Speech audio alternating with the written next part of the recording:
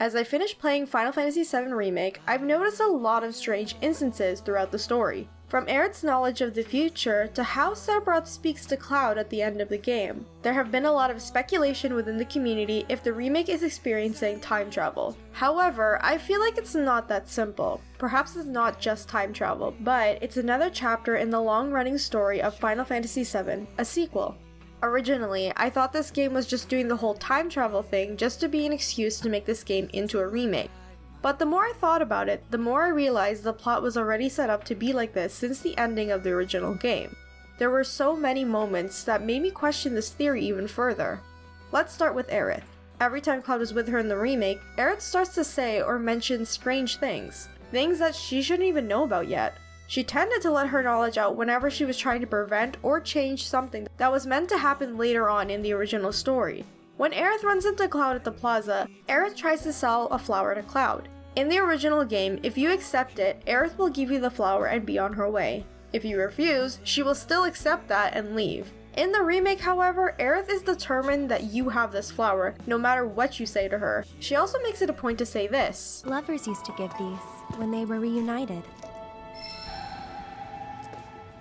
When we reach the church in the Sector 5 slums, Aerith starts to act weird again. By mentioning her special materia, she shows off her bow and playfully brushes it off that maybe she has no idea how it works.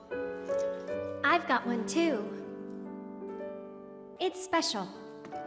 Mine's not good for anything at all. In the original, the scene plays out in a similar way, but Aerith doesn't show off her bow, and just says that the materia doesn't do anything.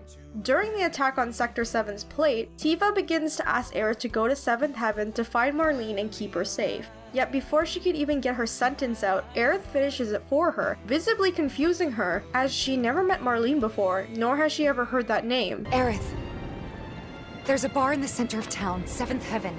I need you to... Get Marlene to safety, right? It's okay. I'll find her. Huh?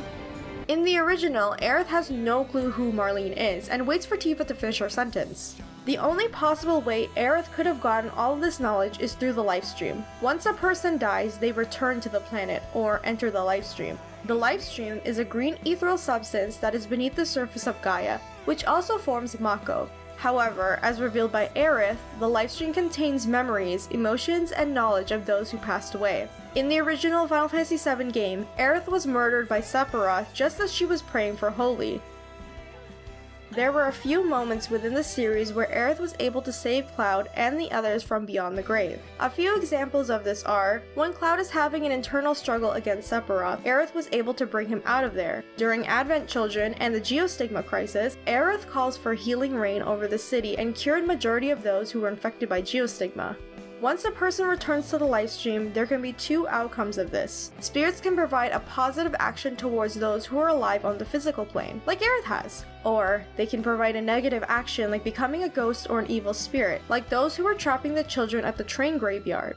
In a novel called The Maiden Who Travels the Planet, written by Benny Matsuyama, is about Aerith's point of view after she dies and enters the Lifestream. This novel expands on the idea of the afterlife in the Final Fantasy VII universe. As Aerith looks over her relationships with many different characters and her journey so far, she can now see how badly Sephiroth is affecting the Lifestream. The novel ends with Aerith commanding the spirits to help cast Holy to destroy the meteor and save the planet.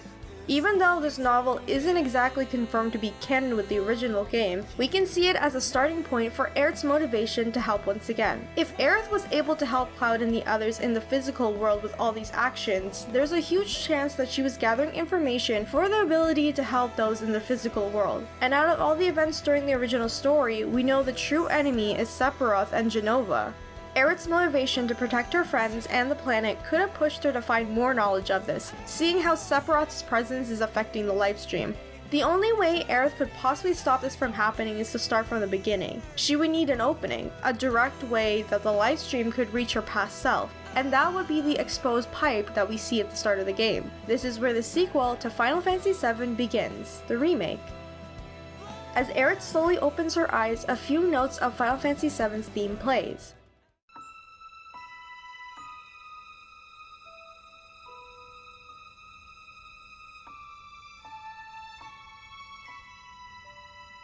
Everything is identical to the original opening except Aerith's eyes weren't closed to start with. Also, the few keynotes that play over Aerith doesn't play as she stares at the mako pipe, it plays as she leaves.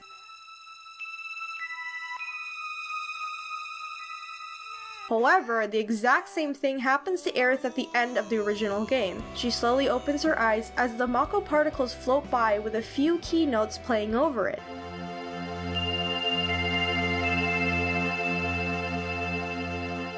This is the moment future Aerith makes a connection with her past self through the livestream, through that mako pipe.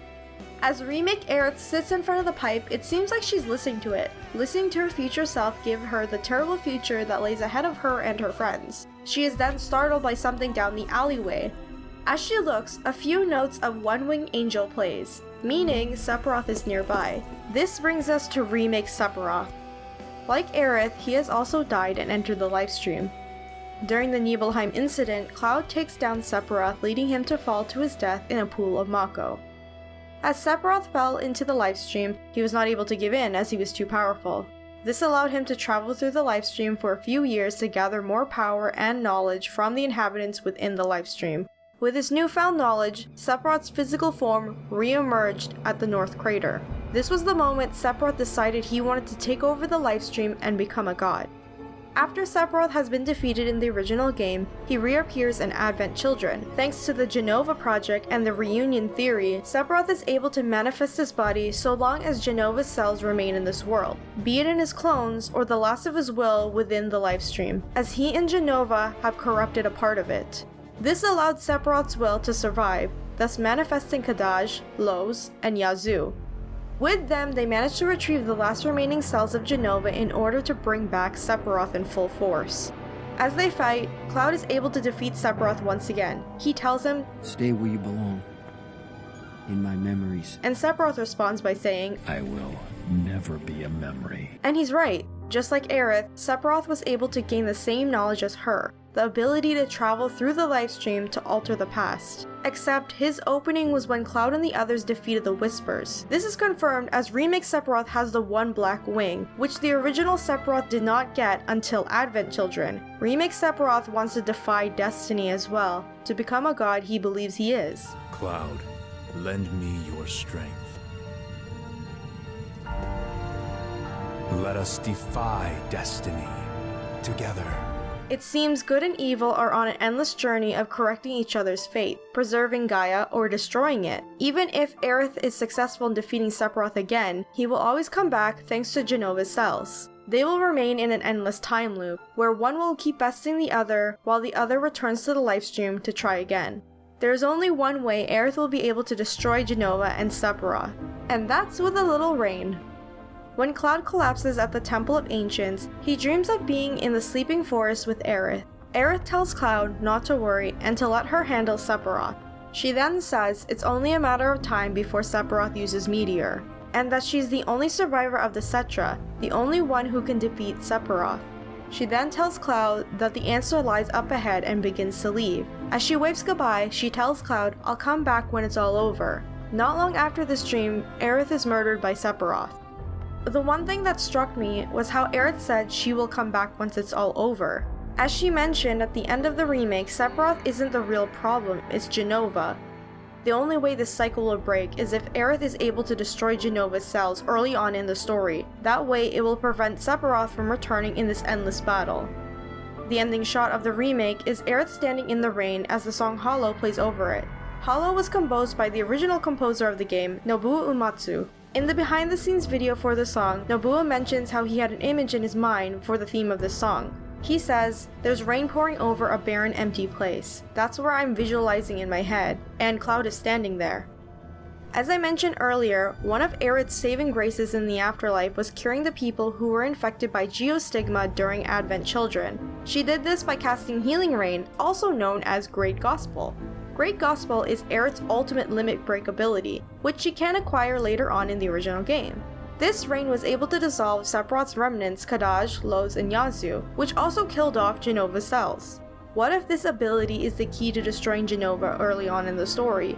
What if Aerith is able to learn this ability before her timely death? And what if this is how Aerith will come back once it's all over? I miss it. The steel sky.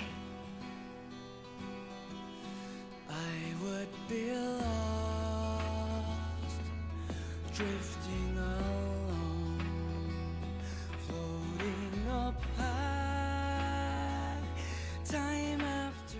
I hope you guys enjoyed this little theory video on Final Fantasy VII Remake. I know it's not like exactly explaining everything, but I would like to think this is how Aerith and Sephiroth know some future events. It just makes sense because they both have been into the live stream, so it kind of works with the story. Anyway, if you guys enjoyed this video and you would like to see more theory videos, please leave a like, let me know in the comments what you think, and any other theories of your own I would love to discuss with you. And be sure to subscribe and hit the bell button for more Final Fantasy VII content.